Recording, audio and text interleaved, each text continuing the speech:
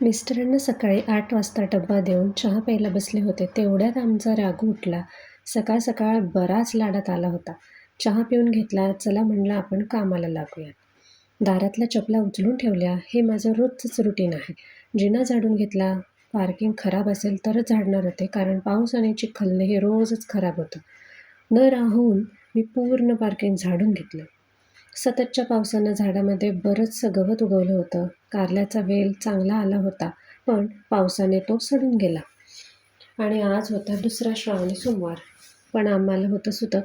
पूजा तर करता येणार नव्हती, पण उपवास तर होताच. मग मिरच्या काढून घेतल्या.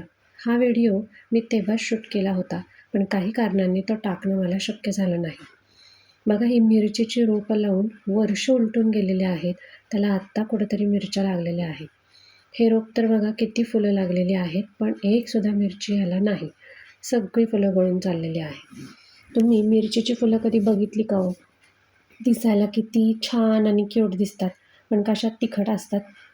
ही बाग मेंटेन करणं माझ्यासाठी खूप डिफिकल्ट आहे, कारण घरात जर का लहान मूल असेल तर सगळ्या गोष्टींकडे तुम्हाला लक्ष नाही देता येत. पण राघव आता स्कूलमध्ये जायला लागला आहे आणि मला वेळसुद्धा मिळतो आहे, त्यामुळे मी आता हे थोडं मेंटेन करणार आहे. मला बागेत बरीचशी नवीन नवीन झाडं आणायची आहेत. सासूबाई गावाला जाण्या अगोदर त्यांच्या हातून मला ही सगळी रोपं लावायची होती. येणाऱ्या व्हिडिओमध्ये तुम्हाला ते दिसेलच की मी कुठली कुठली रोपं लावणार आहे.